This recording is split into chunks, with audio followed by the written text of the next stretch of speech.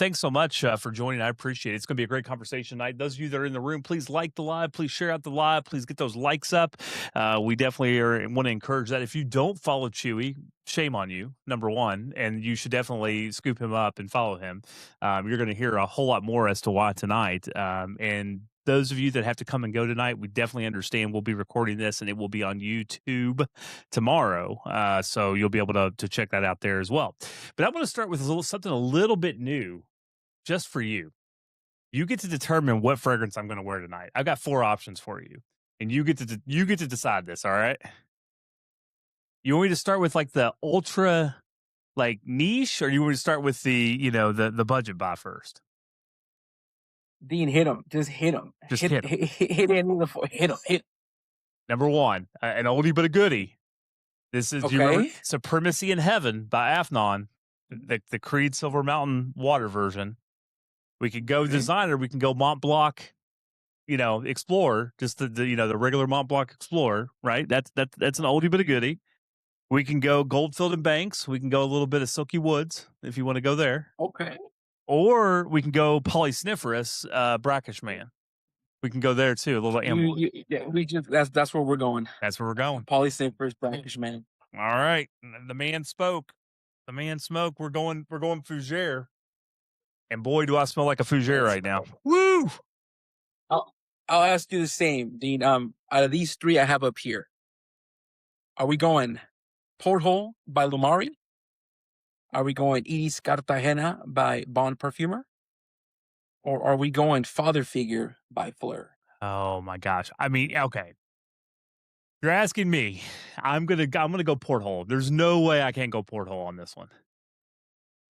Say less. Yeah, it's a great one. And that iodine note or whatever the heck it is in there, you just can't do it. It's so good. And the Max Sense is in the chat. Oh my gosh. Yeah. Hey, we've got a lot of good people in here, man. There's no doubt about it. We've got even more. If you guys continue to like out and share this out. And hey, if you've got somebody that's not in this room that you think should be here, hit that little button at the bottom and invite them. Invite them over to join this conversation, because we're going to have a good time tonight. And I promised Chewy I wouldn't keep him too long, so we're only going to keep this to an hour or less. But very excited, and we've got a lot of people in the chat already. Good to see you guys. Thank you guys for being here. So, Chewy, man, I want to start off right off the bat, just kind of with a kind of a somewhat of an easy question. But I don't actually know, like, where do you live, dude? Like, what part of the country are you from? I'm from the westest town in Texas, and like the very little dot right in the border of Juarez and Chihuahua. Juarez, El Paso, Texas. Okay, because I love the Spanish, man. Your Spanish is so good. That's one of the things I love about your lives too. Is that, like, you are less open to everybody, man. Like, you'll go straight up Spanish. You'll come back to the English. You could do a little bit of everything. Yep. So, have you grown up? I mean, that's Have you grown up speaking multiple languages, 2 languages, or what all do you speak, my man? yeah. Living here in a border town. I mean, that's the way it's going to be. Because you have such a mix. Not only it being a border town, it's also a kind of like a big military town here in Fort Bliss, and you have like all walks of life coming through. So being bilingual helps a lot here, especially going through your day-to-day life, customer service. You go to the store. The majority of the stores here, like the mom and pop shops, all they speak is Spanish. So you have to kind of adapt to that. Oh, that's awesome. That's really cool. And guys, I'm going to put a challenge out there too. For those of you that aren't following Chewy in here, you need to.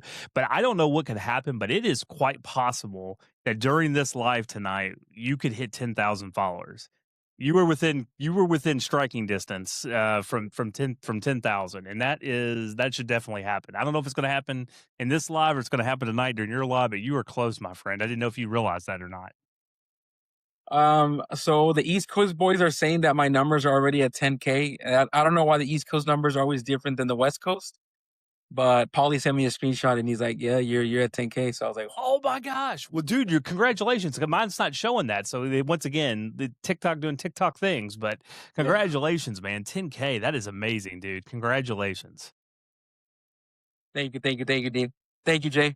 all people in the chat. Thank you. Oh my gosh! And so, Chewy, I gotta say, I've said this multiple times, and every time I say this, I think you usually like you laugh at me. But like, I really do think that you are one of the best live hosts that I've ever seen on here. The way that you run through things, you keep it fast, you keep it upbeat. You don't really let trolls get, you get them out of there. You don't really give them any headway. You just kind of keep things going. You're always confident and just kind of I don't know, you're just so damn good at it. Like, have you always been good? Like, were you good day one, or is this something that you've kind of had to build up to?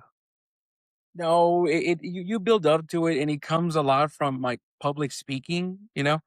Communications classes in college also help a lot with that, and just jobs in general that have you doing customer service and public speaking. I don't know if you've ever been somewhere and you get like horrible customer service and you're like, I'm never gonna go back to that place again. Like, the food might have been great, but the attitude was horrible. Or like the place was great, but the attitude was horrible. Like, why do I want to come somewhere where I don't feel comfortable being there?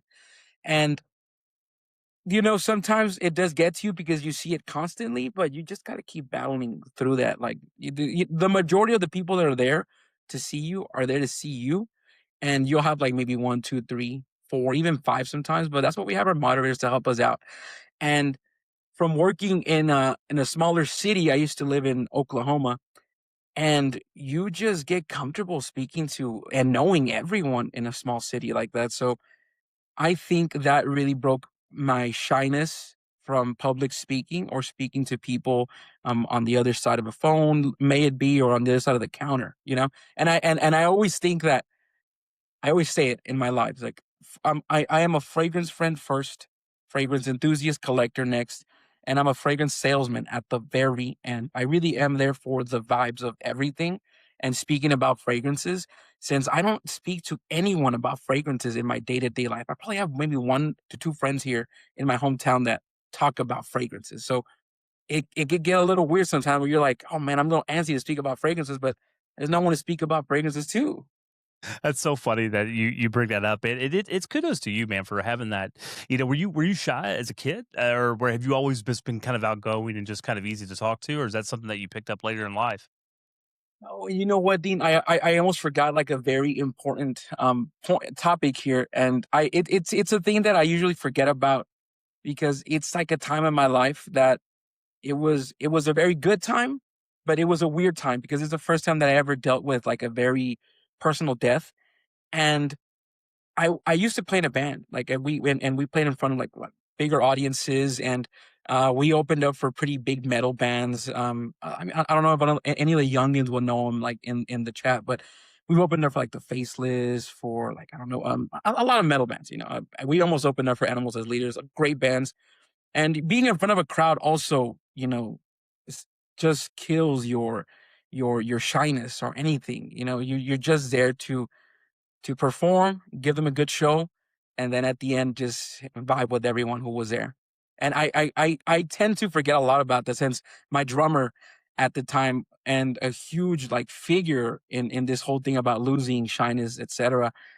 He passed away of leukemia, and ever since then, like I've never really went back to the music side of things, so I kind of block it off from from Yeah, from my from my memories. I mean, I understand that. I mean, we've all been there. We've all lost somebody that's part of it, man. So if you guys are not following Chewy, I'm going to show this right now. Don't look at these numbers. These numbers are not true. He's over 10,000. He's just not here on this for whatever reason why TikTok's not showing this. But you guys need to make sure you're following Chewy. Make sure you're giving him a good watch on all his videos. He's got so many great reviews on here. He's a great content creator, but he has daily lives and he goes live different times. Chewy, what is your schedule now? I know sometimes you go. I know you're always in the evening usually, but like what's your schedule for when you go live now? So Dean, I'm trying to figure out the analytics of like this whole live thing, and you know how TikTok is always about analytics.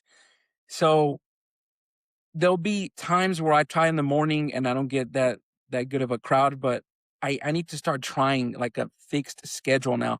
Usually I'll be busy during the day and I'll do the lives like around at the very earliest 8 p.m. Mountain time, at the very latest like even up to 12 Mountain. And that's just to leave me a window because usually that window is when I get the larger audiences. But in the mornings, I one time I hit but then I was never consistent with the mornings again since, things tend to happen during the day opposed to during the night. Like during the night, nothing's gonna happen. No one's gonna call you. No one's gonna call you up to do anything. But during the day, you always have to be ready for something. No, I know, I completely understand. It's hard. I mean, I'll tell you just from my own perspective, like it's hard to kind of figure everything out, man. Things constantly change. I'm still trying to figure out what I'm doing, how this is all going to work, if this is the platform to be on, if I should be doing something different. It's hard, man. It's just hard to kind of stay with it and to figure it out. And I think that's one of the things I think about you that's so consistent, is just the way that you run your lives. And I think that it really matters. And people trust you and they trust your advice. They'll come to you with different questions. Actually, I have to ask you because, like, one of the things I laughed about today was your Rayhan is the best house of all time video.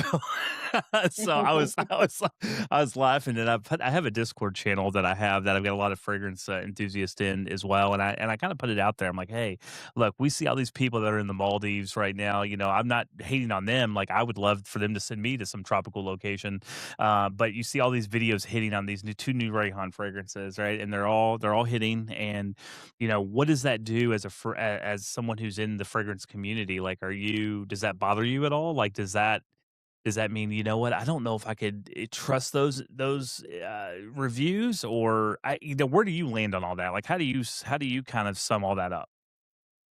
So everyone's here for a different thing, a different story, different everything. Like um creators who are they're here for money should specify that they're here for money, right? Creators who are here for the passion of it should specify that they're here for the passion of it, and vice versa, right? Like if you're passionate and want to make money, disclose it. I'm always about disclosure, and I recently came out with a video talking about disclosure, and I got educated by I forget the gentleman's name, but he's like a very big authority figure now here in the space. Billy Davis, Billy Davis. Oh yeah, yeah. He commented saying that this is an FCC like violation. Like if you even if it's like a gift from a company, right? So that opened up my eyes even more to like the industry and the sense that not a lot of these people are stating that they're getting stuff. Like I got this little sampler set from Flirt, right? They sent this over to me. I ended up liking Father Figure a lot. So I let them know, I'm like, hey, you know what? I love Father Figure. And without them even batting an eye, they're like, hey, we're gonna send you a 100 milliliter of Father Figure. You loved it. I was like, all right, cool. So I was thinking about the review and everything, and I was like, all right, you gotta remember that they sent this over to you and disclose that for sure. Because if you don't disclose and you're like, hey, this is so good, but it's like, did they send it to you? Two, did they pay you to say that? Or did they send you a fragrance? Just something. If there is, what is that word? If there is something being given to you that's going to elevate, or vice versa, you elevate them, it's marketing already. And that's not coming from a place of passion. That's coming from like you feel obligated in a sense. Yeah, no, it makes complete sense, and I love that how honest and truthful you are about that, and I think that's why I think you are such an authority on this, is because you have that stand and you kind of get that. So, guys, you should be liking this live. You should be sharing this out so that more people can come in the room. But you should also, I just know how Chewy is, and like he wants big numbers. So like those likes are about 6,400 right now. Like Chewy would expect that to be like over 10 easy by now. Like, so keep tapping that, because that he's used to being in rooms where we have these likes up way higher than we are right now. Isn't that right, Chewy? Yeah, no, no, of course. And first and foremost, guys, whoever's in here, welcome in. Thank you all for being here. As always, I see a lot of recognizable names. I see Val in here. I see Nick. I see Matt. I see Loomis. I mean, those guys have been like day ones with me. They've been here. They've been vibing. They know how passionate I am about these things, and I'm glad they're here. Just to listen to the interview. Yeah, well, and they support you, and that's what I love too. That's the one thing I've found about this community that I really do enjoy about it, is the support that goes deep. Like I've got guys like there's a Flow States in here right now. Flow State Fragrance, like he will hit me, like he knows like I've been looking for a fragrance. Like he'll randomly just hit me and be like, "Hey, I saw this guy that's got this fragrance here," and he just like remembers it. I'm like, "How in the world do you remember that I'm looking for this bottle?" Like it's wild. It's so cool when you hear those things. And Polly, I agree. I'm glad to hear you. I'm glad to hear him talk about himself instead of just frags. That's why we do Frag Talk Live. We get to know Chewy a little bit better. So Chewy, go ahead. You go first. Go ahead. I'm sorry. No, no. I have to shout out Donnie. His name is Rars. No, Donnie. Even before I was content creating, I met such a badass. Okay, I met Polly before even content creating over on Plan's Discord, and I Don's right. I'm not. He shouldn't be gutted. We were in Discord chats, and we were like just talking about life and fragrances, and that was like my real exposure when it came to socializing with fragrances first before anything. So Don, you already know. Polly, you already know. Day zeros right there, even before starting content creation. So I wanna shout them out for sure. Oh, you should, and that's about the community, man. That's why, and I love so many of them are coming here to support you too. That's beautiful, and you guys should. Like I said, if you see somebody that's not in here that needs to be in here, please invite them and get them in this room. So I do want to talk a little bit more about you, just to kind of get to know you a little bit better. So we know kind of where you're from now. We know you're in Texas, but really close to the border. Did you? And you said you spent some time in Oklahoma for a while. So did you grow up in Texas, or where did you grow up? Yes, so I grew up in Texas for the majority of my life, and then when I was around maybe I want to say 21, 22. It's a blur. Though those years were a little blurrish, but 21, 22. My dad got a contract out in Oklahoma for in Fort Sill, in Lawton, Oklahoma to be exact. And he said, "Hey, come on down here. I'll help you with some schooling and stuff, etc." So I went down there. I attended Cameron University. They're like they are alongside, have programs with OU, etc. So I went down there, did some schooling, and then got into like the actual job field, like government contracting, and working for industries that I thought I was never going to work in.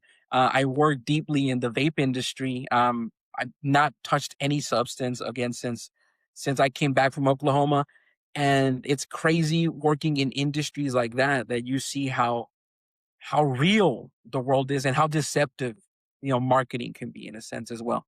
So I liked working in that industry and kind of like seeing all the behind the scenes of everything. Then I worked for again a government contract. Then after that, I came back. COVID really just did so much damage to like everything. So I was over there during the COVID time, and I just felt alone after a while. I was like, you know what, I just got to come back home, and I came back home, and here I am. I started working some more government contracts here. Have worked many contracts for DHS, and right now I am not. I'm choosing not to pick up more contracts since I'm loving this whole content creation thing. But I feel like eventually, if this doesn't ramp up in a business side sense, like I would say, where I can sustain myself a little bit better, um, I'll probably pick up another contract. But working contracts for the government is very black and white. Like you don't get to have much opinion about anything working for the government. So Oh yeah, I can't imagine the duality of your life. It's kind of a little bit like me too. Like I work for a college and university, so like what I do during the day and like what I do here, like with with fragrance, it's like it's so different in a sense. But I also think that's great. There's a lot that I love about that too, right? Because like you said, it gives you something where you're kind of like I can't talk about fragrance during the day, other than the people at work are like, oh yeah, that's that guy that smells good. I can't go into, notes and different fragrances with them, throughout the day. It's just not, not what anybody there is interested in. So it is fun to have that outlet at night, or, the outlet at different times of the day too. So I can definitely see that. I always wondered what you did during the day, because I was like, I know he's got another job, but I was like, what is he? I always wondered what you did for a job. So that makes a little bit more sense now. yeah, so just a bunch of contracting. Right now, what I'm doing, and like Paulie's right, I am joining him in the dark side. I'm trying to finish up the some courses for real estate. I do have a family member out here. Pretty, you know how real estate can be pretty lucrative. So if I can hit in that pretty good, I just rather would go to the real estate side of things instead of going back to contracting. Because real estate, as you know it, you have freedom for everything. So I Yeah. wouldn't mind going to Scent I wouldn't mind going to, like Scent Explorer, and then just coming back to my clients and like, hey, the house is ready. Here you go. Well, dude, you'd be great at it. I mean, there's no doubt. I mean, I know a lot of realtors I've worked with, here in Indiana, and just your personality and just the way you relate to people. I think that you definitely would do good. You do good at anything in that regard. So yeah. So I actually, the use of in here just talked about Bois Imperial. Boy, that is the fragrance you're known for, buddy. I think you put that thing on the map. So is that still your go-to fragrance? That is my go-to right here. Look at that, Den. It's just something. This is my second model. I put that out there, but something about this fragrance D is just I don't know. Maybe I wore it during a time in my life that was just full of great memories. That every time I wear it, it's like such an uplifting scent. It's a confidence boost to me. And also, surprisingly enough, I wear this for confidence. But who does not like a good compliment to give you that confidence boost? And every single time I wear Bon Imperial, at least one, at the very least, one compliment. It matters. Ridiculous. It matters. And look, I didn't know Cato was a real estate agent, so you had to talk to Cato a little bit. I didn't realize that's what he did. See, Flow State's dropping knowledge in the chat. So apparently you're already you're not, you won't be trailblazing. You'll be following good company there. Ball Imperial is the absolute best. I mean, I love that scent as well. It's one I was trying to finally get a bottle. I had samples of it that I had from a while from Scent Split, and then I finally got my 100 ml bottle finally, and it's been one that I've worn a lot and get a lot of compliments on too. It's such a great fragrance. So I'm curious, do you remember your first fragrance? Do you remember when you first got into the fragrance game and what that one was? Yes, so, being someone with ADHD, I you remember these type of details, and le YSL Le Homme EDT was my first fragrance ever. It was a purchase from my dad. My dad was always the type of person, he liked fragrance. He had, like, a little rotation of 3 bottles, but they always had to be designer. Like, he was just a designer demon, that's how they called him. Like, they had to have a designer fragrance. So, it was always Aqua de Jo. And then the other 2 were always he was always changing them up. Aqua de Jo was like the staple, but then he would mix it up with the YSLs. Like, he at one point had La Nuit de l'Homme, he had, Al Electric, he had so many of the flankers of YS, he loved them. So, his first fragrance to me was that YSL Homme EDT, and I was, like, around 11 or 12 years old. Fell in love with that fragrance, Dean. Like the powdery ginger, like it was so effervescent. It took me to such an elevated place. It was like I remember the first day I smelled it. I was in the living room and went to my room, opened it, cracked it, just sprayed it on myself. And as a kid, you don't know what you're spraying, so you overspray the heck out of it. Oh, hell yeah. And that was it, man. Like I there was no looking back. Oh, it's so funny you say that because like I still love that scent. Like I've got a big bottle here. Like I will always love that scent. Like that one, that is one that is just classic to me. Like you can never go wrong with that one. Like I just feel like that is one. So that's awesome that is your that was your first one. And it's actually kind of funny too because a YSL was when I got my nephew, my 10-year-old nephew. That was one of his first fragrances, and I've already started him down the trend. So now every time he's got a birthday or the holidays, I'm just giving him stuff like left and right. Like I'm freaking decluttering by giving this kid doesn't even know how lucky he is. But he has no clue how lucky he is just to be able to be in proximity to me and to be the only. I've got a house full of daughters, so to be the one nephew that I have, he's just racking up. He has no clue. So all right, Chewy. So I'm kind of curious. Kind of, you do the live pretty darn well, and so you have worked. TikTok Shop is the best shop. Da da da da. All the things, right? Like Yeah. we know that. So what's been the pros and cons, do you think, of the platform recently? Because it's changed so much, and I hear some people are leaving, some people are trying to figure it out. Like, where have you been in this journey of TikTok? Look, I when I first started, I thought I was coming into 2023, 2024 prime TikTok. Like you all know that 2023, 2024, even the beginnings of 2025 was prime fragrance TikTok. Like you said something about something like this, that video got 10K likes. The traffic was just booming. Then out of nowhere, TikTok's like, we want money. We need money. And we found a way to how to make money. So if you're not talking about money or making money, then we're not going to give you the traffic. So you have to adapt in a sense to where you are making numbers for TikTok to where they kind of see is like, okay, this guy is making us a coin.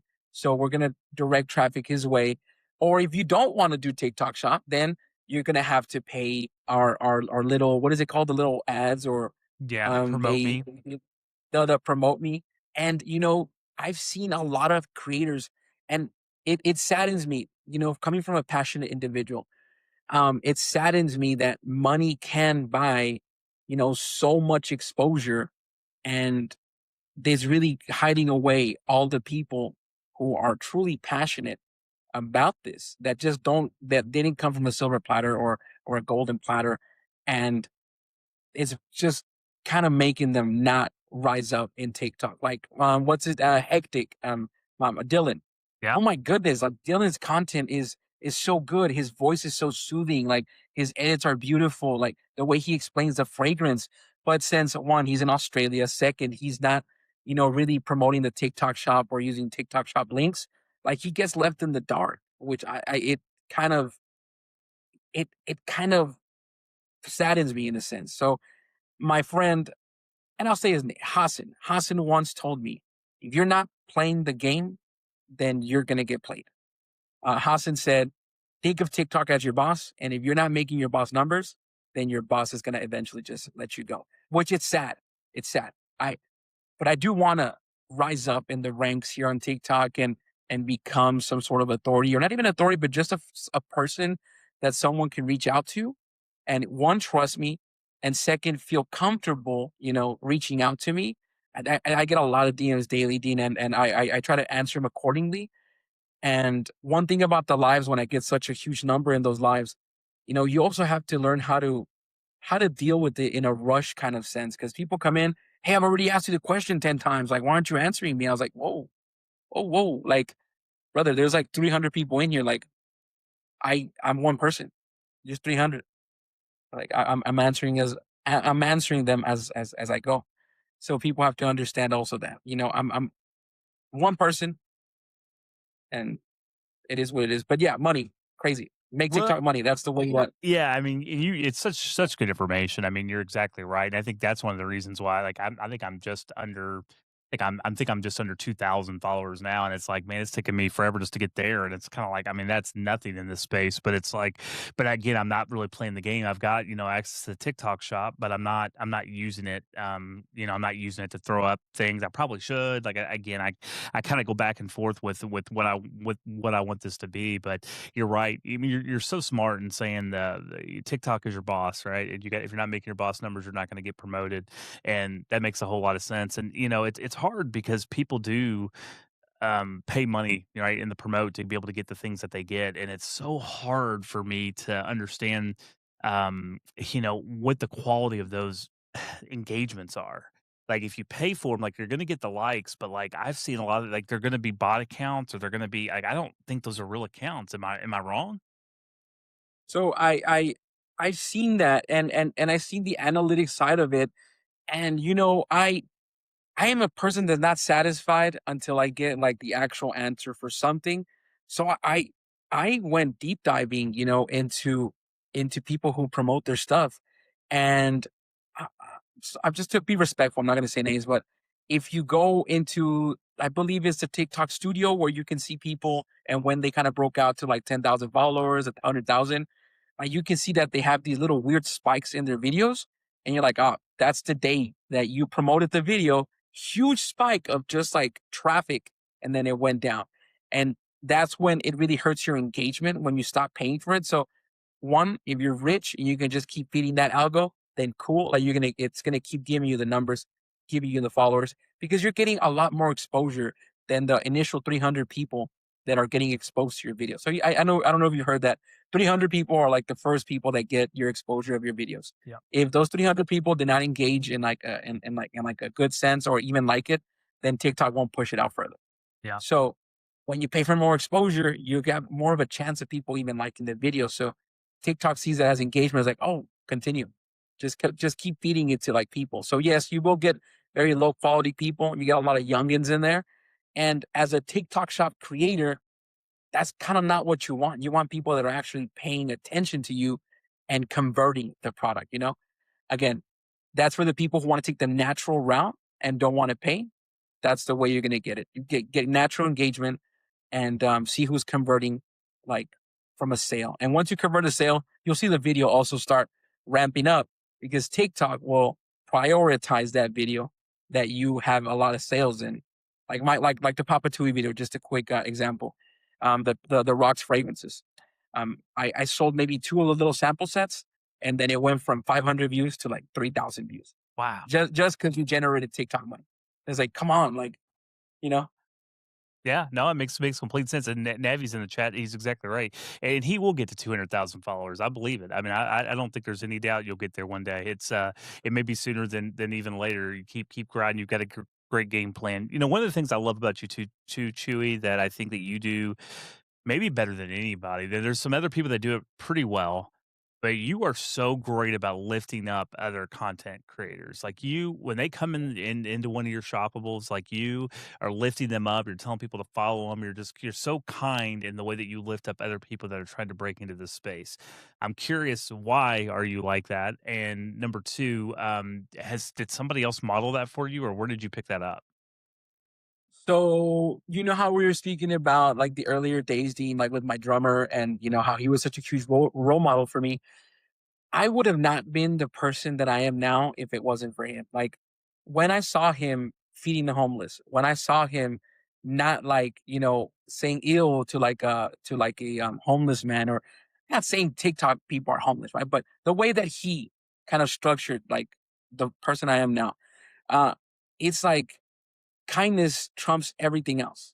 Kindness trumps everything else. And when I was a creator in this space from the very beginning, no one did that for me. Not a single person. Like it is such a dog eat dog thing here on TikTok, which is it's a little atrocious to me. So I always try to give the kindness back.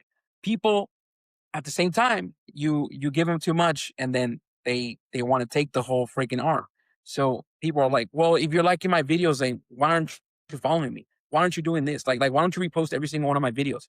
That's when I kind of sit down with them in the DMs and like, hey, so I curate my followings for like a certain thing. Like I'm not saying I don't like you. I'm like, I would love to become a friend with you, not because you're following me or I'm following you, but because we're actually becoming real friends. Like every single person that I'm currently following, I've at least engaged with them in like a somewhat long conversation. It's like what, like 100 or 250 people in there. Like, so when people get mad, what I tell people when they come to me and they're like, hey, can you follow me? Like, I'll follow you if you do two things for me. You're consistent for 100 days and you consistently post for 100 days and you show me you were consistent for 100 days. Show me that you're real and that you want to actually, be a content creator and not just have me following you as kind of like a little pendulum saying, hey, look, working says follows me. It's like, no, bro, like I can help you in so many other ways besides a follow with advice as well. So many people come to me and ask me about camera stuff as well. Yeah, I mean, it makes complete sense. I mean, this is. I love the way you do that. And I think that that's what's so great about this interview because I think there's other creators in here that I hope are hearing this, and other people that are going to watch this when it comes back on replay. Just kind of the advice there. I think that's one of the things we don't do enough of is kind of like, hey, what would I do over if I had to start over all over again? Like I'm kind of curious in that question too. Like, hey, you've been in this game for a little bit now. If you started over today, would you do anything different? So the thing that I would do different is probably do more research before coming in guns blazing, thinking that I'm going to be coming in with how do you call it, with the expectations that I came in with, and I got humbled pretty quick. You know, uh, I would do more research when it comes into analytics. I would do more research when it comes to public speaking, like as far as speaking on camera. More research on editing. I started from square one when it comes to editing as well, Dean. So editing is such a crucial thing, especially if you're not paying for the editing. Once you learn it, you get this rhythm where you're just like, hey, a video, 15 minutes, video, 30 minutes. Like Burger, I believe, like he whips him out quick, and Burger's editing is top notch too. I always see when he does something new, and it inspires me every single time.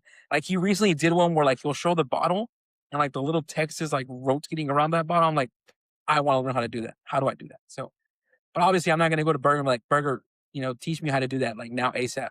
I don't. He has things to do, so I'm going to go to YouTube. How do you build rotating, whatever. So, and learn from that. So I would say before you jump in and become a content creator, do a little bit of research. Just unless you're just ready to jump in, but come in with lower expectations and then and then go as you go, build a following. A lot of kids come to me, Dean, and they're like, "Well, why isn't my stuff hitting? Like, I'm reviewing it, like I'm talking about it, like, yeah, but you're doing it like everyone else. You need maybe a little bit of your own pizzazz, and with that, it's research, brother, research it. Yeah, You know being what authentic too is so authentic, important. super exact, Oh my god, and exactly. it's so hard. I mean, you would think it's not hard, but like being authentic and like one of the best pieces of advice somebody gave me was like, "Hey, watch your videos back and like when do you start a conversation with somebody and you're like, "Hey, this is me." Like it's like you don't have that conversation with somebody. Like you need to make it like you're having a conversation with somebody. Like they're like right here in the room with you because that's what they're doing. They're in their room and they're looking at your video. It's like you're having a conversation directly with them. If you kind of go out and you're just kind of over the top, and I know you gotta get a good hook and everything else, but if you make it too inauthentic, like it rubs people the wrong way. It doesn't feel like you're trustworthy or like somebody you're having a conversation with. I thought that was such a great piece of advice. Of course, of course. Yeah, no, the authenticity part is one of the most important. That is the most important is your authenticity. And how we were talking about the Rayhan thing earlier too is like it is satire, completely satire. Like I'm not gonna come up to you guys and say this thing lasts 15 hours just because I got a $500 check cut to me, 100%, 100%. Burger. It was so funny you were talking about him earlier. I don't know if he's still in here or not, but I was like, I was gonna say, how does it feel to have Burger riding your coattails? That's what I was gonna. I was gonna just kidding. I had to give him a shot. I love that guy, man. He is so fun. and a super fun guy. Love Burger. Yeah, is he probably one of the? I mean, I guess him and Paulie. Like, who would you say you're probably the closest with on here as far as like content creators that you kind of follow along with that you have maybe the closest relationship with? Paulie, Burger, Essential Quan, um, YK, what's it, Hassan, Jonathan, he's who else from Jonathan? Like we Murad as well. We at least have daily conversations between all of us. Like maybe one, two, three things said, but it's a constant communication. Cato as well. Yeah, Kato. Cato is another one that we consistently communicate with. Like but we're at a wavelength where we see content at such in this a lot of similarities. Tamara, oh my God, cannot forget about Tamara. There was so many of us, It is Yeah. so many of us. The Tamara, Cato, YK, Essential Quan, Jonathan. So all the guys are great. And shout out real quick. Shout out to Tamara, bro. Shout out. Tamara, oh my He's God. good. Another guy where it pisses me off that the TikTok does not pick up on Tamara. Like Tamara needs to blow up because his collection, the way he explains it, is so good, but it's just not picking him up for some reason. That's exactly right. I mean, yeah, Paul, you text me anytime, brother. You know you got a direct link, man. Whatever you need, I'm Team Paulie. All right, there's no doubt about it. So, and I'm glad. I love that he's in here just answering for us. He's giving us all the names. I like this. He's helping us out. That's our big brother Paulie helping us out with everything, right? I love it. I love it. No, it's really good. So, fragrance wise, man, I have to ask you. So, has your taste in fragrances changed over the years? Like, do you find yourself kind of on that bandwidth of like, hey, starting out with like affordable, dupe clones, then kind of more into designers, like getting into niche? Like, where's your preferences as a collector, as someone that just loves fragrance? Where are you at on that? So, as a collector, Dean, I have to stop looking at the monetary value of fragrances because there is so many good fragrances and so many different price points that I wouldn't mind having in my collection. Obviously, there is ultra niche stuff like Enzar Oud and Falkwins, right? But my taste in fragrances, if I like it, I like it. You know, um, Iris Cartagena, it has come up as one of my favorite fragrances of all time, and I wasn't a lover of Iris ever. Like I didn't love Iris the way that I did until I got this fragrance, and this really opened my eyes into what Iris can be. Same thing with fig. I am a sucker for fig. I love fig forward fragrances. So I always looked at this brand Fleur and I was like, look at this girly brand. Look at this, and then I actually started smelling the fragrance. I'm like, what? Why do I close myself up to, these things? And father figure, man, the damn fig is so good. Porthole by Lumari, another one that such a photorealistic iodine mango fruity fragrance that is not herba pura to me. I don't mind herba pura, but it's not a fragrance that I would wear since that's not my type of vibe. Like that's very loud, very fruity, very musky, very vanillic, to where it can get a little cloying to me. So my fruits are more like this, like porthole, tails from Zanzibar, any photorealistic fruit that's juicy and soft, not very loud and radiant. So with that being said, my taste has changed a lot over the year, Dean. And I'm glad that it changes. Like I was always a person who's like, oh, I don't like oud. Now I'm like, here you go, oud stallion. I understand it's an oud accord, but oud stallion's like insanely leathery and oudy. And I didn't like the leather either. But that fragrance really has started pulling me over into like the leather side of things. Then I smelled Caden by Oman Luxury, and I'm like, I like it, but I'm like, this is like the territory where I'm like, pump the brakes. Thriller, YSL number 6 as well. And talking about differences in fragrances, Thriller was a fragrance that I wore side by side with number 6 for 6 days, 6, 7 days straight. And there was a difference in that fragrance, Dean, that I couldn't get through my head. I'm like, what is it? So I ended up going to an Arabic coffee house here in El Paso, and they sold a Yemeni latte. I was drinking this latte and I was like, I wanted to go ask the guy, what's in here? Like, what's in this latte? Because it smells like what I'm wearing right now. He's like, oh, it's cardamom. And then I'm like, cardamom. I'm like, that's all you have to say. Cardamom is all you have to say. I'm like, Thriller's cardamom is a different grade or a different type of oil cardamom than number 6's. I'm like, it's way more prominent. It's a little more screechy. And I stated that in the review, it's like, this is what makes it truly different to my nose. It's that cardamom in the opening. And these fragrances don't state, I think number 6 doesn't state that it has cardamom. Like it's just labdanum and vanilla and some other stuff, but there's no official cardamom note in the fragrance. Well, you've So got when you smell it, you're like, oh, yeah, I was gonna say no. I mean, I was gonna say you got Murad in here just talking about how much you love rose too. So it's good to know that you love the rose fragrances. oh, okay, hold on. Another rose fragrance that got me into liking a lot of rose. Besides Murad, right? Because I know Murad wants to plug real quick. If you guys know, Murad has his own fragrance, and Kamar. This thing layered with Roso One from Swiss Arabian. Oh my goodness, that is such a vibe. I wish I had Adonis Awakens again, just so I can layer that with Adonis Awakens. Adonis Awakens is what really broke my distaste for rose. I was always like, oh, rose is such a grandma powdery thing, and I was always close to rose. But now I'm like, whoa, whoa, whoa, wait a minute. It's like this is it. Like rose has so many facets to it, like iris, and I was over here just categorizing it as like one thing. That's what I love about this too, because like I even look back and behind you and I see all your Swiss Arabians back there, and I love that '01 line. Like almost every one of those are fragrances that the incense '01 and patchouli '01, and all those back there are great. Rose, you've already mentioned, but it's been so fascinating to me to be able to discover those things and things that I would never have thought I would have liked that are some of my favorite fragrances now. And I think that's the other cool thing about this whole discovery is that you get to go down some journeys and some paths that you may have a preconceived notion in your mind, but you have to let your nose kind of drive you and kind of let the hype kind of go out the side a little bit. And I think you've kind of have shown that in a lot of ways. You like what you like. You don't have to apologize for it. Definitely. Yeah, without a Let's doubt. see what So was it for the I'm laughing at Murad saying it wasn't for the plug. I don't know. I think it was kind of for the plug. I don't know. Do we trust him or not? I don't know.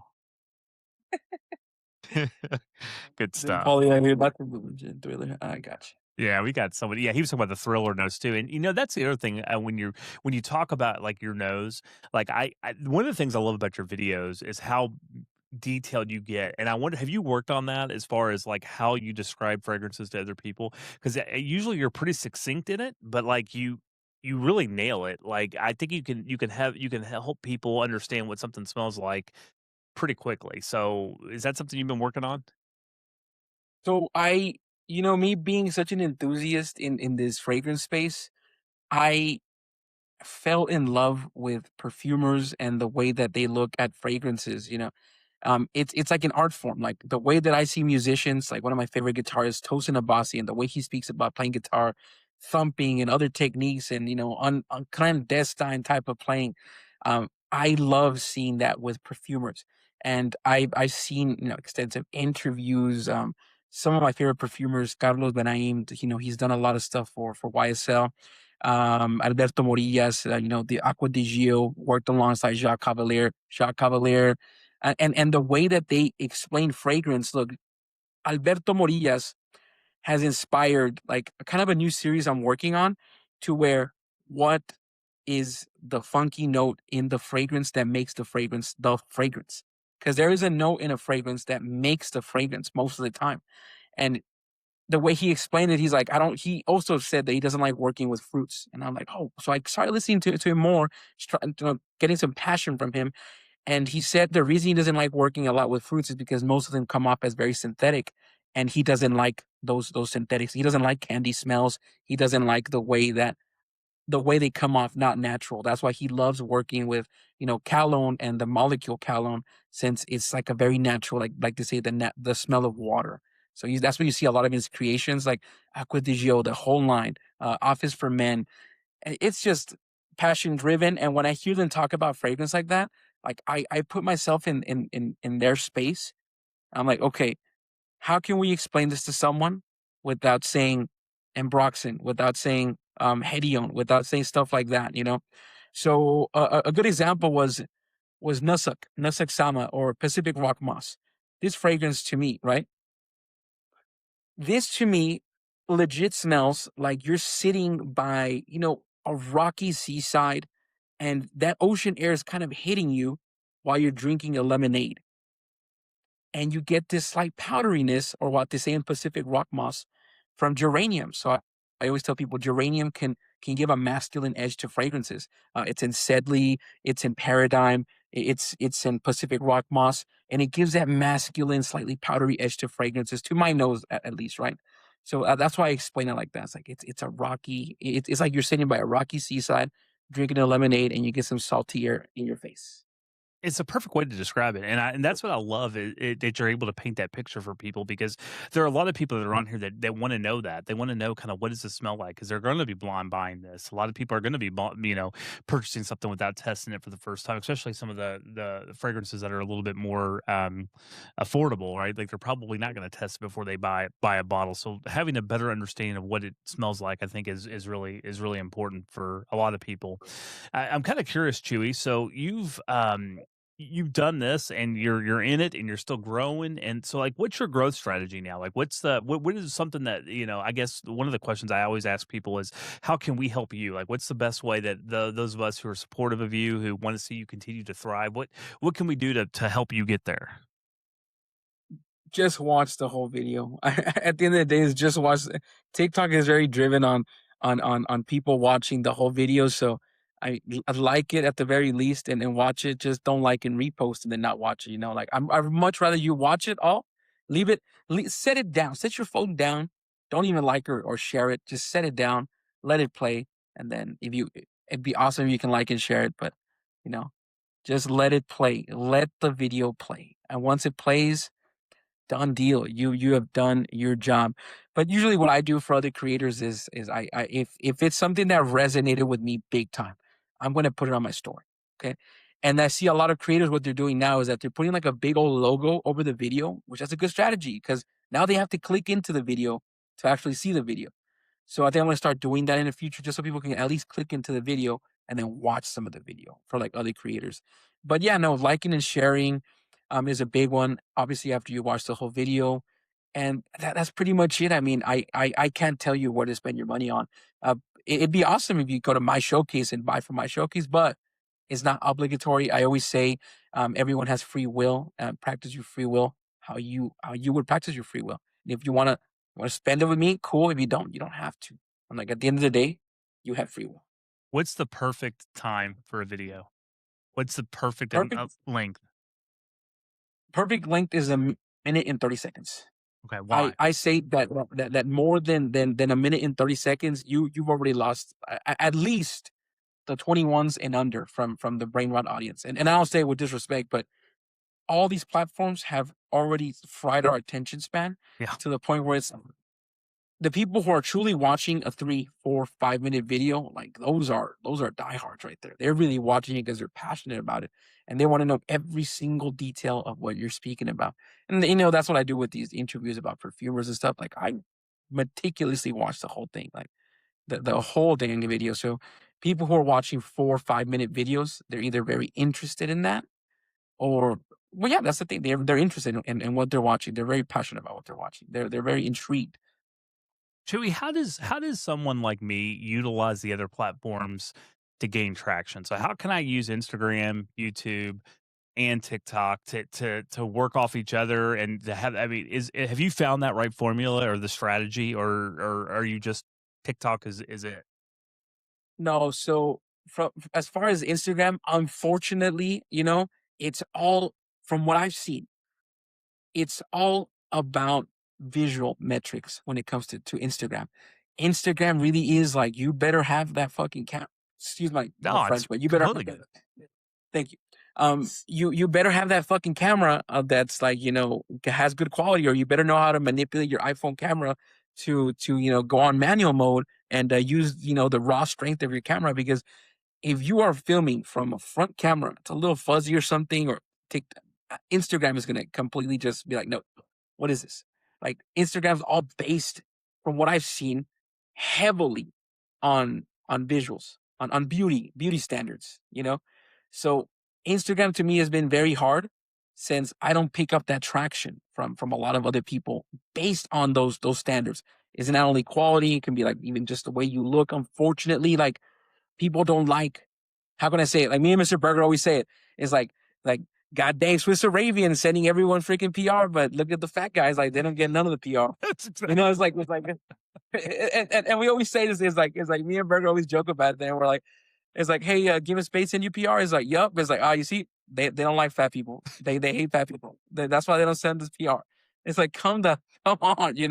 So YouTube is to me, YouTube would be the best space for like Tamer, because he does long form content.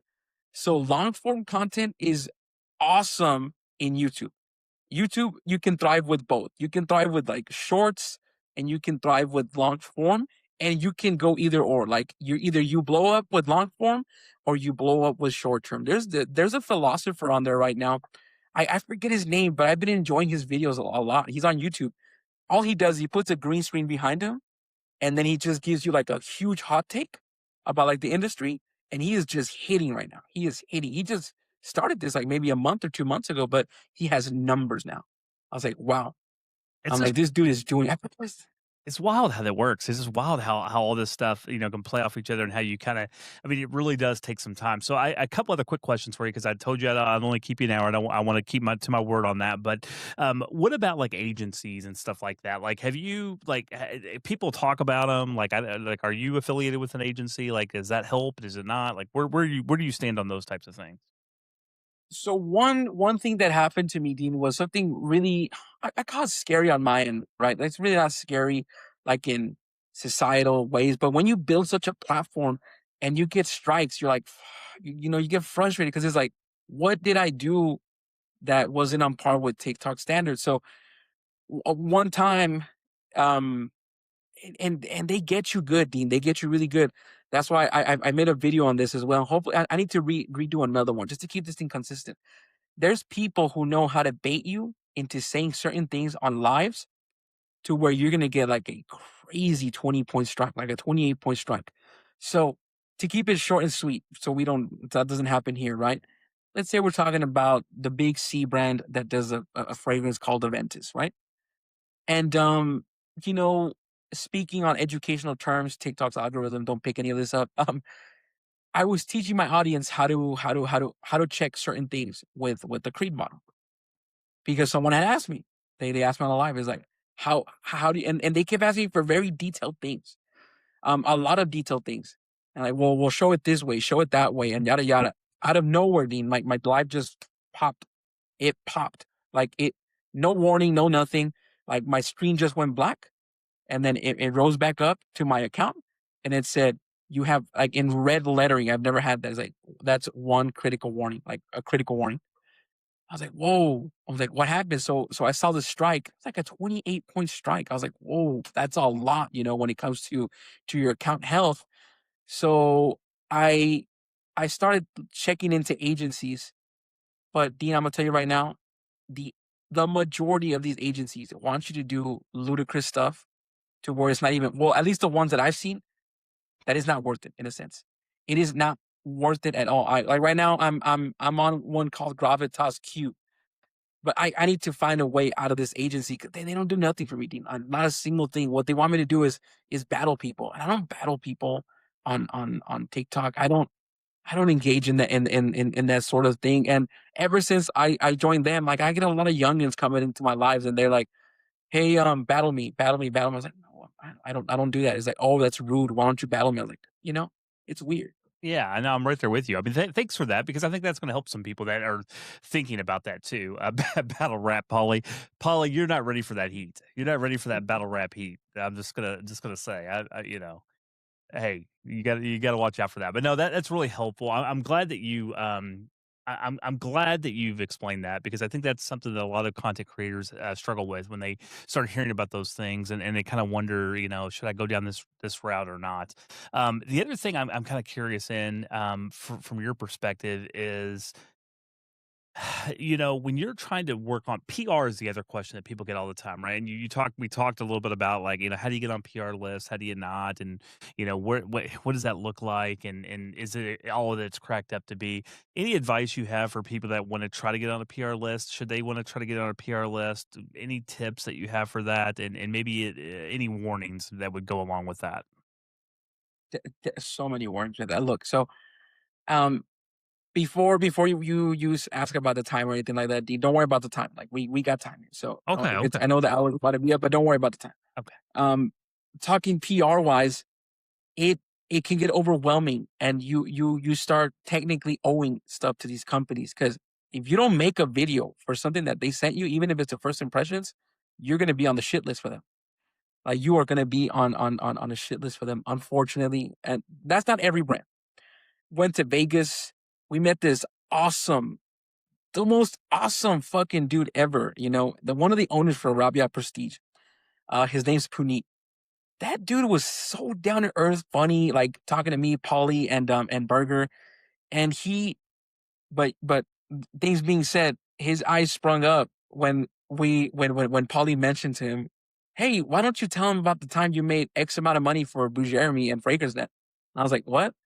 And then he's like, "Yeah, how much?" And then like I showed him my analytics, and he's like, "Can I get your number, please?" And like he like puts his number like and like so I that's one way you're gonna get like a Rabia Prestige, PR. But at the end of the day, that's what a lot of these companies care about is where's How many bottles? where's Yeah. exactly how many bottles. So when you see the people in the Maldives, you're like, whew, like 50 grand at least they had must have sold. Like 50, and that's like low level.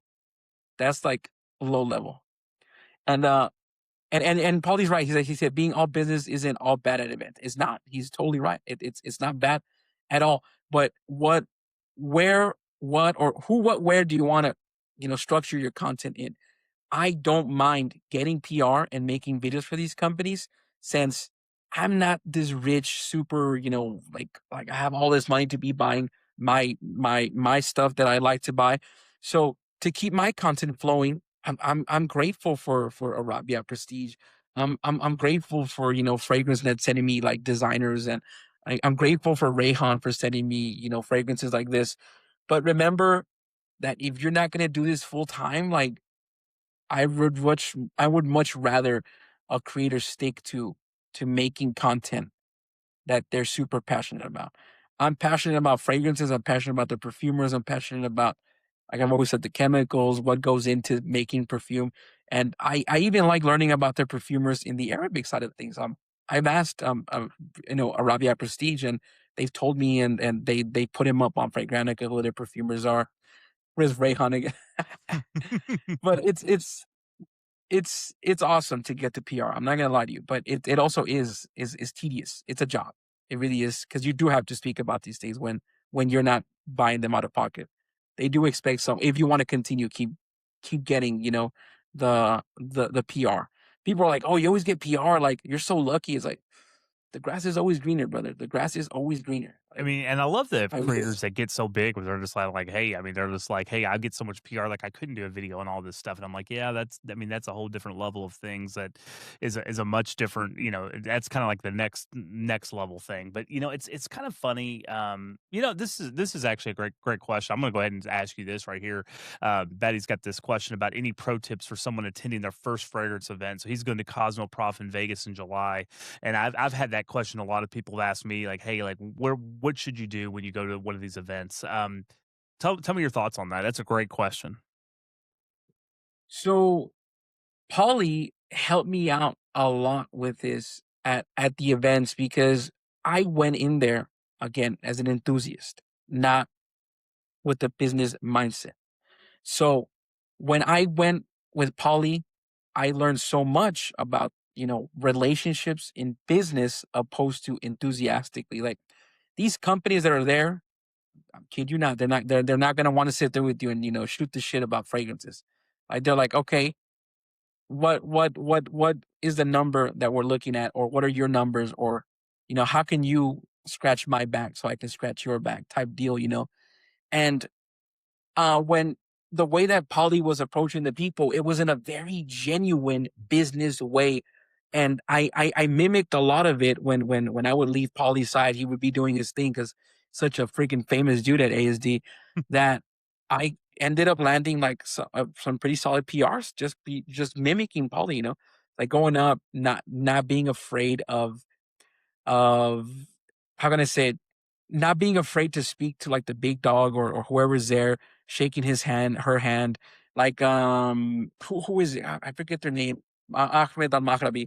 The gentleman was dry as hell, but I didn't let his dryness drive me away from, speaking to him about business side of things and PRs and etc.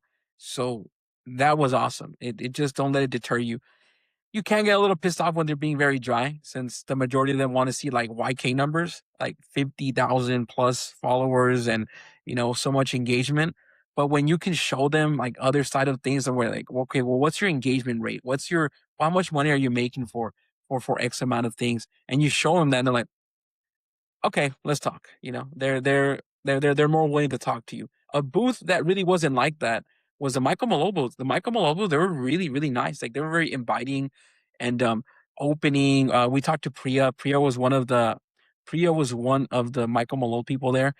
And she kind of spoke to us. She let us smell a bunch of things. She took down our information. And I'm pretty sure she does it on the daily, but it's all about relationships through business and knowing how to speak to these people in a business aspect opposed to, hey, your fragrance smells really good, can I get PR? It's like no, it has to be worded a little bit differently.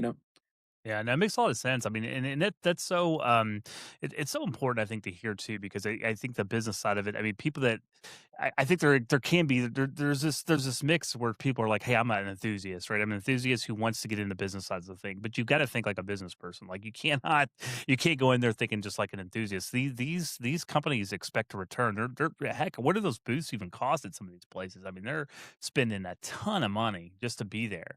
I mean, they are looking for a return. I mean, there's no doubt about it. It is a business, and I think that's something that people probably should think about, as well if they're going to some of these events. Polly is, I mean, I tell you, Polly, you've taught all of us, I think, a lot just about this whole game. And what's so fascinating about Polly too is that how much he's learned and how quick he's got through some of these things in this industry. But I think one of the things that makes me nervous, and I don't know, I'm kind of curious if it makes you nervous as well, is getting in business with the wrong people. Like I just feel like there are some companies out there like you don't know 100%. Like I get emails all the time. I do, and I have no following. I can only imagine the amount of emails you get asking you to do business together or to co-sponsor Sense or to collaborate in all these different ways. Like how in the world how are you careful? I guess is what I will say. I'm trying to look for that specific fragrance just so I can show you. They never send me a message again. But look, when I tell everyone I'm about it when it comes to this type of stuff and being very enthusiastic and very into the game, it's when this company, I can't find it, but I'm gonna say the name because I want you all to be aware of this company.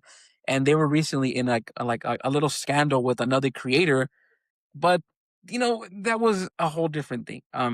Kawafi states that they have extracts, that they're extracts, right? So they're extracts, knowing that they're higher oil concentrations, they should be lasting on your skin at the very, very least 6 hours, right? Very least. I know everyone's skin is completely different, but something so oily should be at least staying on your skin 6 hours. So this is like staying on my skin as long as, a LaCroix.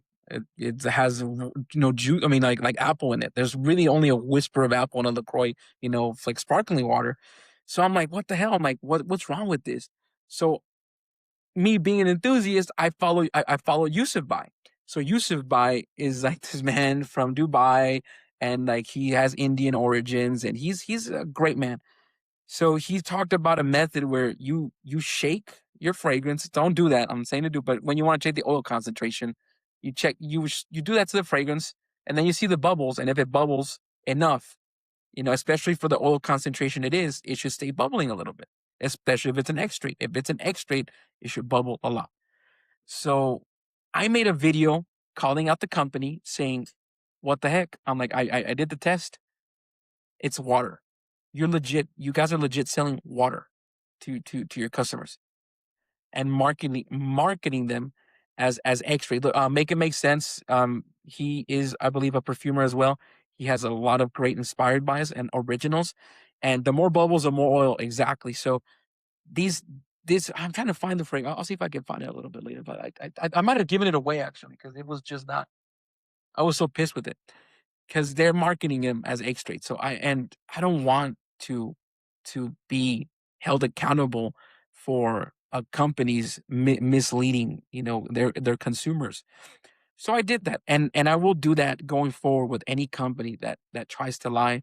I will sever ties with any company who tries to lie to their consumers. Yeah. No, I think it makes a lot of sense. And that's what's so hard is I think sometimes you doing your research, and I think that's where the community helps, like having this group. That's one of the reasons why, like in my Discord channel, I have a content creators only or a perfumers only kind of special place so that people can kind of bounce ideas off each other in a private type of space because I think there's a lot of conversation and I'm still growing it but I think there's a lot of conversation that can really happen to help each other just by doing the opposite of what you said. It's sometimes it can be a dog eat dog kind of world, but what happens if we start working together to help each other? I think there's a lot more positive that comes from that than competing. And I think that we can make sure that we're not being taken advantage of by some of these companies by having that conversation in a safe place, off platform a little bit so that you can make sure that you aren't getting swindled and you have that built-in network already because you have some friends that you befriended and you can call on it to help you. And I think that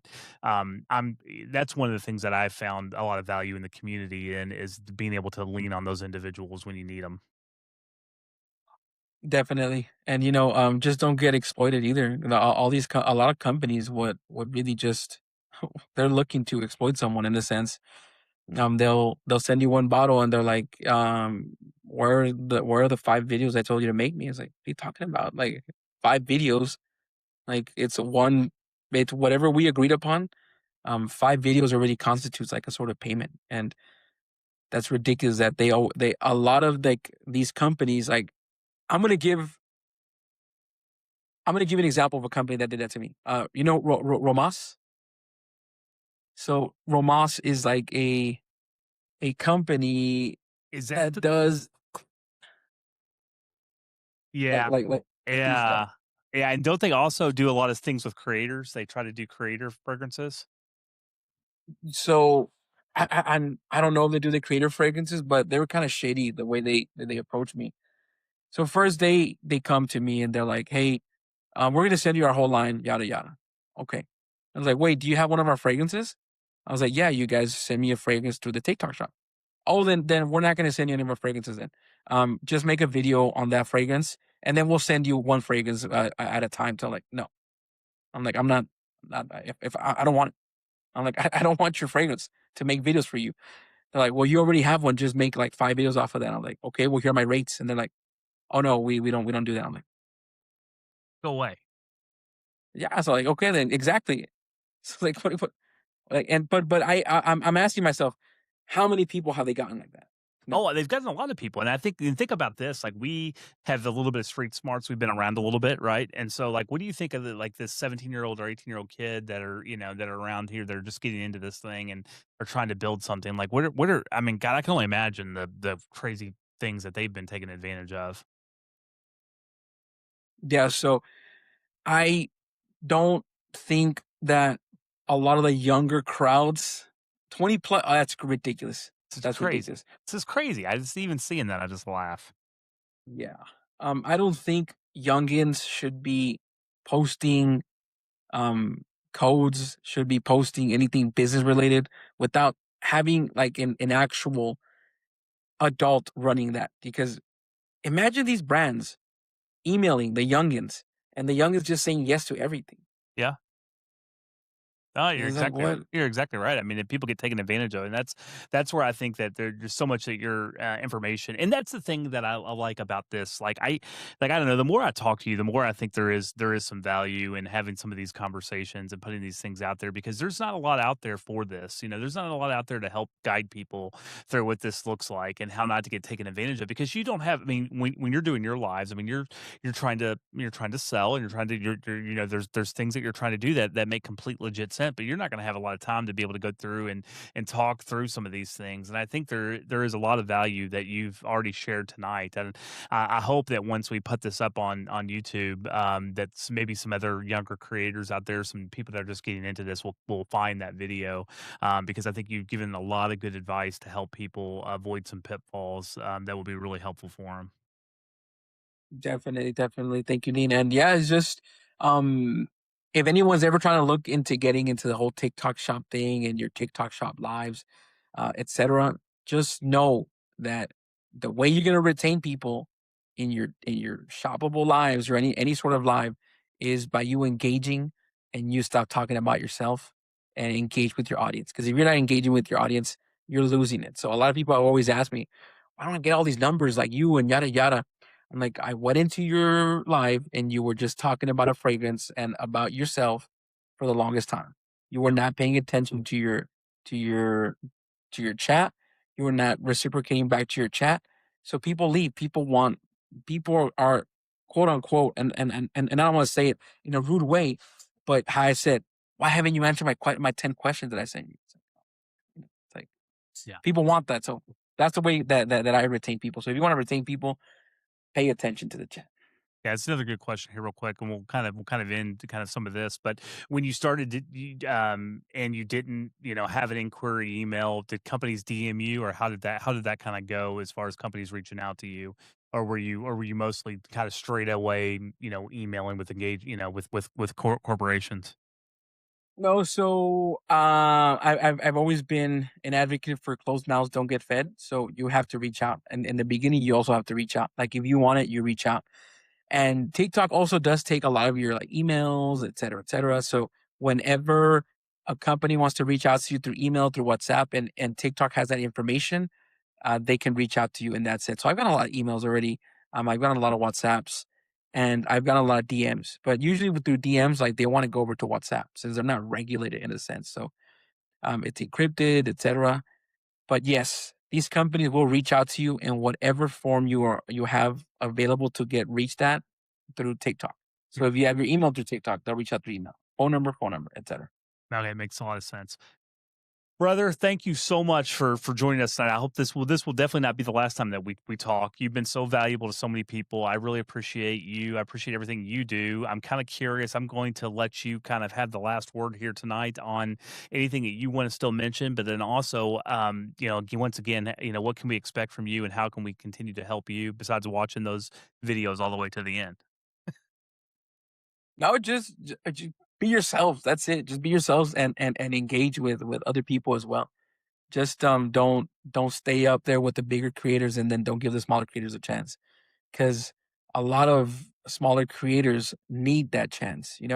They have great opinions about certain things, and I'm an advocate as well for the youth. So help the youth. Help the little ones that are passionate about this, and make them grow up into a passionate, compassionate person, not into a bitter, cloning, shaming you comment person. Yeah. Those are like the worst comments, and usually the youngest are the ones saying it. No, without a doubt, without a doubt. Thank you, Chewy, so much. I really appreciate you. Make sure you guys are following Chewy if you're not already. Working Sense, he does an amazing, amazing, amazing work. This video interview will be up on YouTube tomorrow. For those of you that don't know, I do this every Wednesday night. Wednesday night at 10 o'clock. I usually will interview somebody within the fragrance community.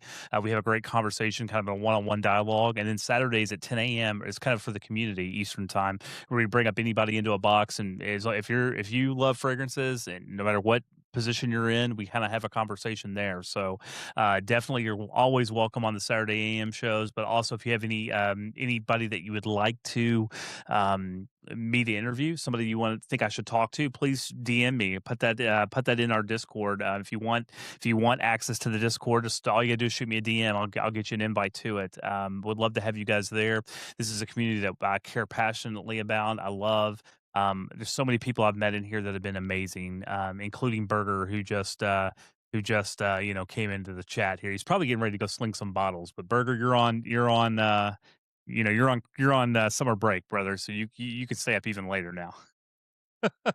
So Thank you guys. yes, thank you guys so much. Thank you everybody in the chat. Thank you for the gifts. Thank you for the love. You guys are awesome. Have a great night, and we'll talk to you guys soon. Take care, everybody.